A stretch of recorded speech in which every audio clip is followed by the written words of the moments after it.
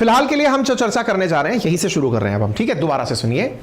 फिलहाल के लिए जिस चीज की चर्चा हो रही है वो ये है कि देश में सेम सेक्स के मध्य मैरिज हो या नहीं, जैसे लड़के से लड़के की शादी, लड़की से लड़की की शादी हो या नहीं हो, इस विषय पर चर्चाएं चल रही हैं। और चर्चाएं इसलिए चल रही हैं क्योंकि ये सोशल जस्टिस का मुद्दा है और सोशल जस्टिस में आप लोग अब आज की एक खबर से प्रभावित होते हुए दिखते हैं। और खबर यह है कि same sex marriage issue of seminal importance, ऐसा सुप्रीम कोर्ट ने हाल ही में कहते हुए एक लाइन बोली। और वो क्या बोली कि 18 अप्रैल से, ध्यान से सुनिएगा, बहुत इंपॉर्टेंट बात बता रहा हूं मैं, 18 अप्रैल से ये वाली जो घटना है, रे यार कहां गई, मैं कटिंग लाया था, ये रहा, इधर सुनिएगा, 18 अप्रैल से 5 जजेस की बेंच, 18 अप्रैल 2023 से 5 जजेस की बेंच संवैधानिक पीठ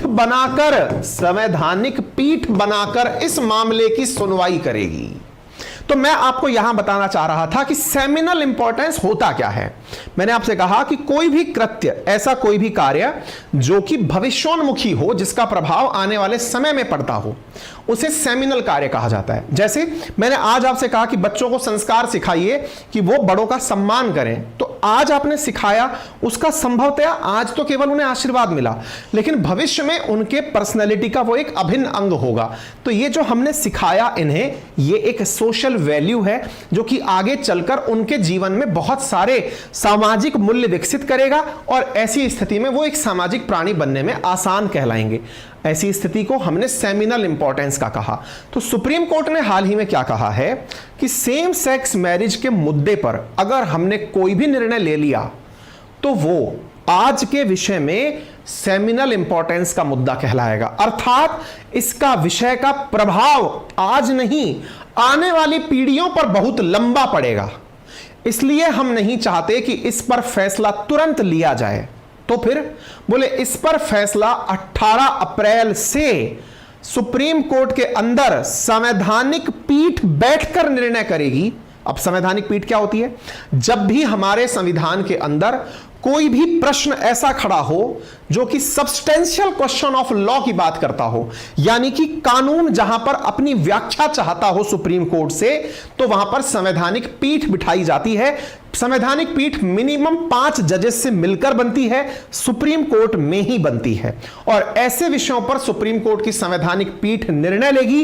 इंटरेस्टिंग फैक्ट यह है कि यह मुद्दा जब सुप्रीम कोर्ट में डिस्कस हो रहा होगा, उस समय पर, ध्यान से सुनिएगा, बहुत इंपॉर्टेंट बात बता रहा हूं, उस समय पर यूट्यूब पर लाइव स्ट्रीमिंग हो रही होगी, उस समय सभी जगह पर लाइव प्रसारण हो रहा होगा, यानी कि कोर्ट रूम में होने वाली सारी डिबेट और बहस को पूरा देश देखेगा। हल्की न्यूज नहीं है, कितनी गंभीर और गहरी न्यूज है, इसे आप इस बात से समझ लीजिए कि सुप्रीम कोर्ट ने कहा है कि आने वाली 18 अप्रैल 2023 को इस मुद्दे पर फैसले से पूर्व बहस शुरू होगी, और वो बहस हम लाइव प्रसारित करेंगे ताकि कोर्ट रूम में किसने अपना क्या पक्ष रखा वो जनता को पता चले और वो उस आधार पर अपना मन बना सके। गंभीर बात है ये, हल्की बात नहीं है। आप पूछेंगे सुप्रीम कोर्ट तो यह कह रही है, केंद्र सरकार क्या कहती है? वर्तमान की केंद्र सरकार की तरफ से सॉलिसिटर जनरल तुषार मेहता ने अपना जवाब प्रस्तुत करते हुए सुप्रीम कोर्ट में कहा था कि हम इस प्रकार की मैरिज के खिलाफ हैं। सुप्रीम कोर्ट में केंद्र सरकार ने अपनी तरफ से हलफनामा देते हुए कहा, चूंकि यह मुद्दा सेमिनल इंपॉर्टेंस का है, भविष्य की पीढ़ियों के लिए एक मैसेज सेट करेगा, तो हम इसके खिलाफ हैं, शादी की अनुमति नहीं दी जानी चाहिए। आप पूछेंगे जो लोग चाहते हैं उनका तर्क क्या है? उनका तर्क है कि नेचुरल जस्टिस मिलना चाहिए। आर्टिकल 21 के तहत राइट टू लाइफ हमारे पास भी है, जीने का अधिकार हमारे पास भी है, और राइट टू मैरिज इटसेल्फ, जीने के अधिकार, फंडामेंटल राइट 21 का पार्ट है। इस प्रकार से आपको एक मुद्दा समझने से पूर्व मैं आपको 2 धारणाएं यहां समझाने का प्रयास करूंगा। मान लीजिए सुप्रीम कोर्ट के सामने यहां मुद्दा गया है। सुप्रीम कोर्ट किन 2 पहलुओं पर डिस्कशन कर रही है?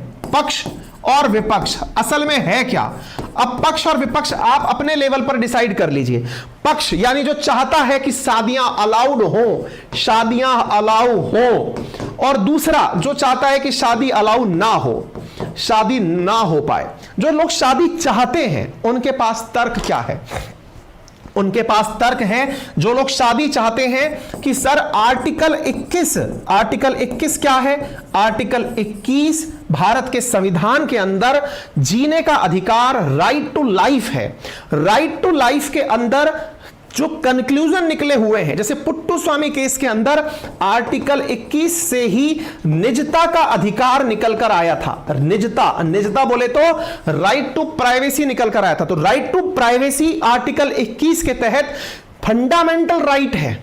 ऐसे ही राइट टू मैरिज भी इसी से ही कंक्लूड किया जाता है, यानी कि शादी करने का अधिकार भी जीने के अधिकार के बराबर ट्रीट किया जाता है। अब विचार करिए, दोनों जो लोग जो शादी करना चाहते हैं वो कहते हैं कि हमारे पास मूल अधिकार है शादी करने का, हमारे पास मूल अधिकार है अपनी निजता का, तो हमें इससे अलग क्यों किया जाए? क्या आप मेरी बात समझ पा रहे? हमें इससे अलग क्यों किया जाए? हम आर्टिकल 21 से शादी करना चाहते हैं। चाहते क्या हो? बोले हम ये चाहते हैं कि हम जिससे शादी करना चाहें उस शादी को स्पेशल मैरिज एक्ट 1954 में कवर किया जाए। बोले स्पेशल मैरिज एक्ट के अंदर कवर क्यों किया जाए? बोले भारत की हर शादी ऑलरेडी किसी ना किसी कानून के अंदर कवर है। जैसे अगर आप हिंदू परिवेश में पैदा पले बड़े हैं तो फिर आपकी शादी हिंदू मैरिज एक्ट के अंदर कवर है। अगर आप मुस्लिम परिवेश में पैदा हुए हैं तो मुस्लिम मैरिज एक्ट में आपकी पर्सनल लॉज के तहत आपकी शादियां सुरक्षित होती हैं। लेकिन जो अपने धर्म में शादी नहीं करते या कुछ अपवाद स्वरूप अलग प्रकार से शादी करते हैं, उन केसेस को स्पेशल मैरिज एक्ट के अंदर डाला जाता है। जैसे समटाइम्स अंतर धर्म के अंतर धार्मिक विवाह हो जाते हैं, है ना, कोई क्रिश्चियन ने मुस्लिम से, मुस्लिम ने हिंदू से, इस तरह से शादी कर ली हो, तो ऐसी शादियों को स्पेशल मैरिज एक्ट के तहत कानूनी मान्यता दी जाती है। भारत की कोई भी शादी कानूनी रूप से अवैध नहीं होती, उसे मान्यता इसीलिए कारण से आपको मैरिज सर्टिफिकेट दिया जाता है। ठीक है, ऐसी स्थिति में ये लोग चाहते हैं कि हमारी शादी को इसमें कवर किया जाए। अब आते हैं विपक्ष में। विपक्ष में क्या लोग बोलते हैं? विपक्ष बोले तो केंद्र सरकार खड़ी हुई है इसके विपक्ष में कि नहीं साहब, हम इस शादी को अलाउ नहीं करना चाहते। क्यों नहीं करना चाहते? बोले इसका भविष्योन्मुखी प्रभाव पड़ेगा। भविष्योन्मुखी प्रभाव पड़ेगा तो बोले इस वजह से आने वाले समाज में चीजें बिगड़ जाएंगी। बोले कैसे, क्या प्रमाण है? बोले प्रमाण यह है कि सबसे पहले कहानी शुरू हुई थी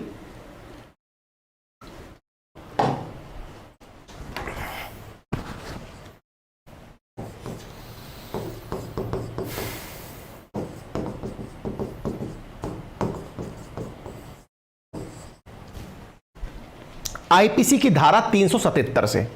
सबसे पहले चीजें कहां से शुरू हुई थी? आईपीसी की धारा 377 से। बोले कैसे?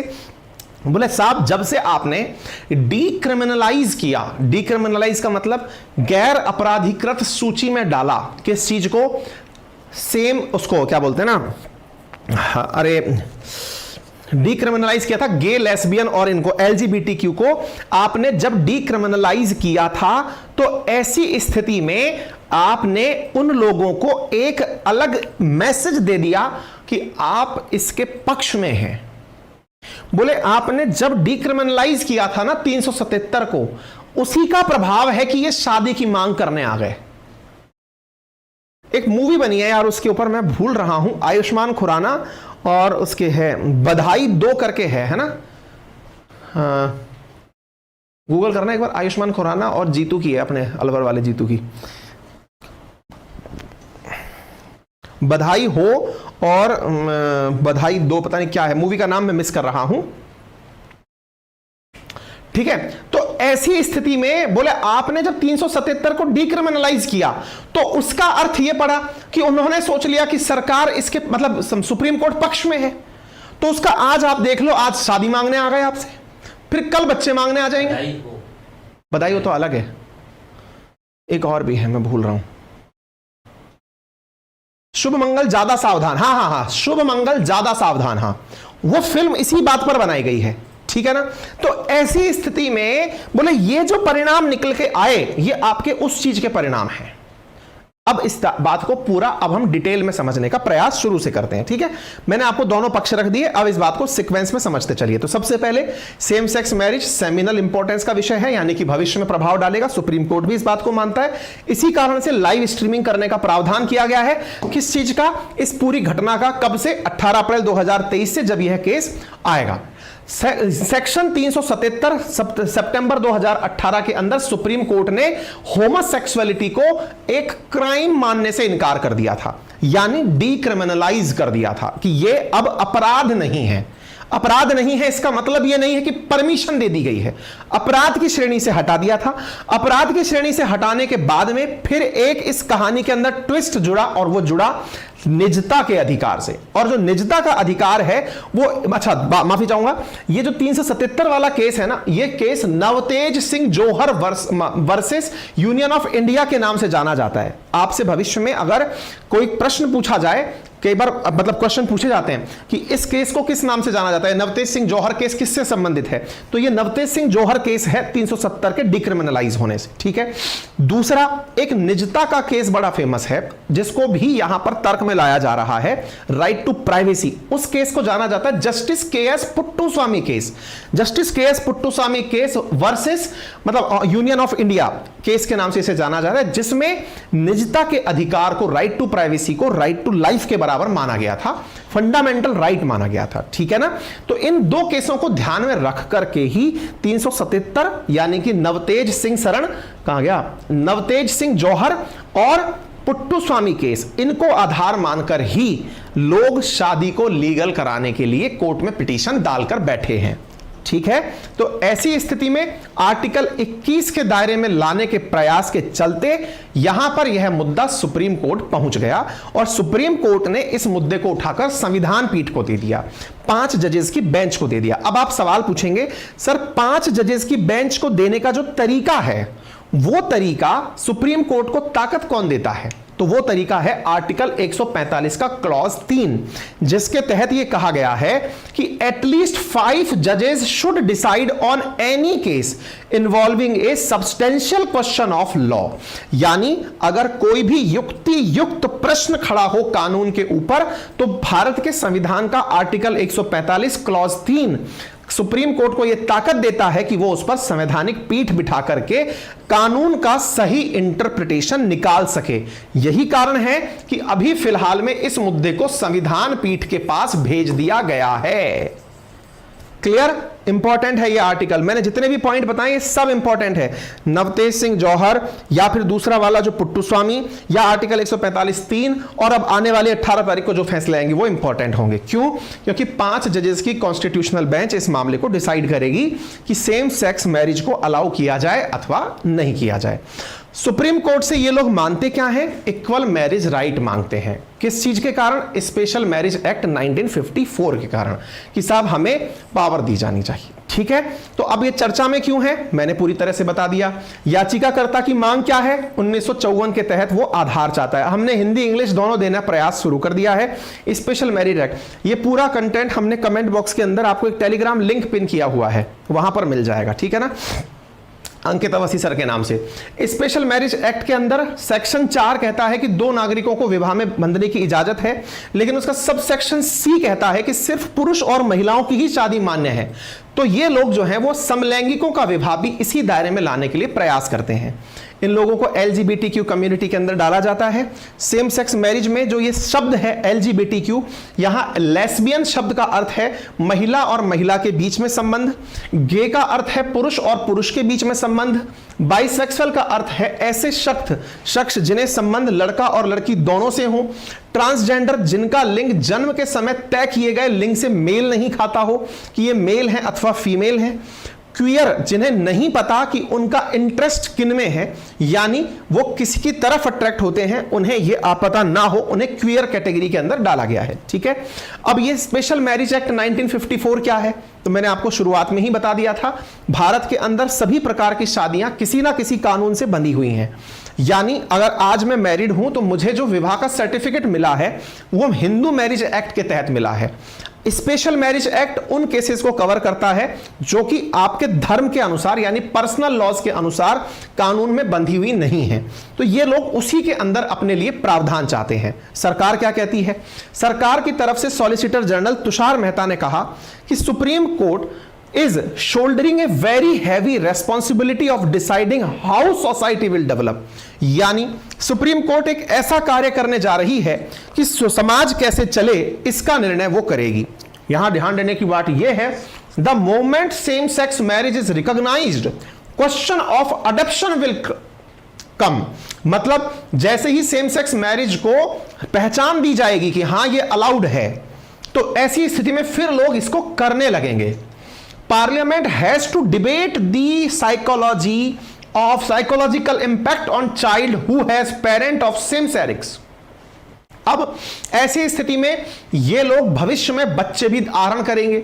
उन बच्चों का भविष्य क्या हो इस पर विषय की चर्चा संसद को करने दी जाए बजाय सुप्रीम कोर्ट के। तुषार मेहता ने अपनी तरफ से केंद्र सरकार की तरफ से यह जवाब दिया। तब चंद्रचूड़ साहब क्या बोले, सीजेआई साहब, उन्होंने कहा कि आप इसकी चर्चा क्यों कर रहे हैं कि अडॉप्टेड चाइल्ड जो है वो भी लेस्बियन या गे होगा। इसका मतलब ये तो नहीं है ना, इसका तो मतलब ये भविष्य में वो कैसा होगा ये केवल कल्पना है। तो फिर सॉलिसिटर जनरल ने कहा it may be CJI's personal view और my personal view, it may not be proper reflection of child psychology which again can only be debated in parliament before it take a call on whether to recognize such marriage। अब यह मसला कहां अटक रहा है भाई? आज ये लोग शादी करेंगे। देखो सबसे पहले डिक्रिमिनलाइज हुआ तो फिर ये लोग शादी पर आ गए। अब ये शादी पर आ गए तो फिर शादी में आने के बाद ये कहेंगे कि साहब हमें बच्चे करने हैं। बच्चे करने के लिए क्या करेंगे? आप नेचुरली तो बच्चे पाल नहीं सकते, पैदा नहीं कर सकते, तो फिर आप या तो बच्चे अडॉप्ट करेंगे या फिर आप और तरीके जैसे कि सैरोगेसी है या फिर आप गर्भ धारण के लिए कुछ मतलब और तरीके सर्जरी कराकर आप तरीके अपनाएंगे। फिर सिंगल पेरेंट की स्थिति उत्पन्न हो जाएगी। ऐसी स्थिति में भविष्य में जो बच्चा पैदा हो गया वो आपको एक्सेप्ट करेगा या नहीं, नंबर एक। नंबर दूसरा, उस बच्चे की साइकोलॉजी पर क्या असर पड़ेगा इसकी चर्चा पार्लियामेंट में होनी चाहिए। ठीक है, फिर सुप्रीम कोर्ट की बेंच ने कहा this is a matter important enough to refer. इसी कारण से यह मसला 5 जजेस की बेंच कॉन्स्टिट्यूशनल बेंच को भेजने लायक है बजाय इसके कि डिसीजन ऑफ कोर्ट के Puttaswamy and Navtej Johar cases petitioner have asserted broader constitutional entitlement arising out of right to life and liberty and right to dignity. अर्थात सीजे सुप्रीम कोर्ट की बेंच ने कहा इसका मतलब अब यह मुद्दा जो है ये हमारे बीच में बहस का नहीं रह गया। अब इसे हमें 145(3) का उपयोग करते हुए दोनों कानूनों को, कौन कौन से, जो 377 पर जो डिक्रिमिनलाइजेशन हुआ नवतेज जौहर वाला केस और पुट्टुस्वामी केस यानी निजता के अधिकार, दोनों को सोचते हुए और सुनते हुए हमें अब संविधान की उचित व्याख्या हेतु 5 सदस्यीय बेंच बिठानी होगी। तो 5 सदस्यीय बेंच बिठाने का अब यहां पर प्रस्ताव पास हो चुका है। ठीक है, सरकार क्या कहती है? केंद्र सरकार का तर्क यह है कि गवर्नमेंट ने अपनी तरफ से कहा कि सरकार मतलब जब से कोर्ट ने डिक्रिमिनलाइज किया है सेक्सुअल इंटरकोर्स को तब से नवतेज सिंह जौहर की वजह से, तो ये लेजिटिमाइज दिस कंडक्ट मतलब and not legitimise this conduct मतलब आपने कहा कि ये अब अपराध नहीं है। इसका मतलब ये नहीं हुआ कि ये कानूनी हो गया। दोनों में अंतर समझिए, आप ऐसे समझिए, आप में से कुछ लोग से ये कह दिया जाए कि बेटा अगर तुम हेलमेट नहीं लगाओगे तो अब से ये अपराध नहीं है, तो इसका अर्थ ये नहीं हो गया कि आपको हेलमेट लगाना ही नहीं है। आपकी सहूलियत के लिए यह कहा गया क्योंकि आप हेलमेट पर बार बार चालान कटवाते थे। आपको एक दिन दुख हुआ, आप सरकार के पास गए कि सर मैं इतना पैसा खर्च कर चुका हूं कि मुझे लगता है कि बाइक रखना गुनाह है। तो फिर कोर्ट ने कहा ठीक है आप हेलमेट नहीं लगा सकते, हम इसे डिक्रिमिनलाइज कर देते हैं। ठीक है, डिक्रिमिनलाइज किया, आपने इंटरप्रिटेट क्या कर लिया, अब हेलमेट से मुक्ति हो गई। तो दोनों में अंतर देखिए, आपकी सहूलियत के लिए उसे डिक्रिमिनलाइज किया लेकिन आपने उसे लीगल हक समझ लिया। यहां पर भी सरकार यही बोल रही है। सरकार कह रही है कि सेम सेक्स का जो सेक्सुअल इंटरकोर्स था आपने उसे पहले गैर अपराधीकृत श्रेणी में डाला कि अब यह अपराध नहीं है, तो क्या आप इसे लीगल बना दोगे क्या? कल को आप ये कहोगे कि नहीं नहीं नहीं लीगल बन गया, कानून है अब तो करो आराम से। इसको यहां पर सरकार के तर्क से समझा जा सकता है। एक और point, the court while decriminalising homosexuality had never accepted same sex marriage as part of fundamental right. इसका मतलब मूलभूत अधिकार इस बात को नहीं माना गया था। The fundamental right of life dignity under article 21 of the constitution. Registration of marriage of same sex person would also result in violation of existing personal और as well as codified law provisions. अगर आपने इसे उस कानून में डाल दिया तो ऐसी स्थिति में जो वर्तमान में कानून बने हुए हैं वो गलत हो जाएंगे। इस वजह से सुप्रीम कोर्ट से अर्ज किया जाता है कि वो इस मुद्दे को संसद पर छोड़ दें, संसद इस विषय पर बहस करे और वो सबकी मत जाने। कोर्ट सेंस केंद्र ने कहा कि एनी रिकॉग्नाइज्ड डेविएशन, अगर कुछ भी आपने ऐसा कर दिया, can occur only before the competent legislature. आपने संसद से पहले अगर कुछ ऐसा कर दिया, इट ऑल्सो कि आप इसका जो प्रभाव है ना, ये भविष्य में सेमिनल इफेक्ट देगा। तो आप ये देख लीजिए साहब, ये 370 की कहानी थी, ये हटाने की कहानी थी। सुप्रीम कोर्ट ने जब से इस बात को कहा तब से ये सारी चीजें निकल कर आ गई। तो आप देख सकते हैं समलैंगिक विवाह पर भारत की परंपराओं के खिलाफ होगा ये। इसे देश के नागरिकों की निजता का मुद्दा नहीं माना जा सकता। शादी के बाद अगर झगड़ा हो गया तो फिर पति कौन और पत्नी कौन ये पहचानेंगे कैसे? बड़ा मुद्दा है भाई ये। मतलब ये ऐसा हो गया, कल को डिवोर्स हो गया तो फिर आगे कानून पे कानून बनते चलेंगे। डिवोर्स के केस में फिर सवाल पूछा जाएगा कि हां भाई कौन किसको हर्जाना देगा। भाई कल को आज पति पत्नी के केस में क्या होता है ना, मैरिज एलिमनी होती है, यानी कि अगर शादी के अंदर आपका डिवोर्स होता है तो पति को पत्नी को पैसे देने होते हैं घर चलाने के लिए। ऐसी स्थिति में यहां क्या करोगे? कौन पति है कौन पत्नी है नहीं पता है तो कौन किसको पैसे देगा? ये अपने आप के अंदर एक बड़ा प्रश्न बनेगा। ठीक है, अब इस बात को लेकर के ये सारी चीजें कही जा रही हैं। ठीक है, अच्छा अब नैतिक पहलू इससे जुड़े हुए क्या है? समानता का, सहमति का, इससे कुछ नुकसान भी है, परंपराओं को भी है, धार्मिक मान्यताओं को भी चैलेंजेस हैं। लेकिन क्या दुनिया में ऐसा होता है? जी हां, 32 देश दुनिया के ऐसे हैं जहां समलैंगिक विवाहों को मान्यता दी हुई है। ठीक है, खुद अमेरिका के अंदर 26 जून 2015 को यूएस की सुप्रीम कोर्ट ने 5-4 के फैसले से विवाह समानता को भूमि का कानून बनने की अनुमति दी और सभी यानी कि लॉ ऑफ लैंड बना और सभी 50 राज्यों में समलैंगिक जोड़ों को पूर्ण अधिकार दिया और उन्हें समान मान्यता दी।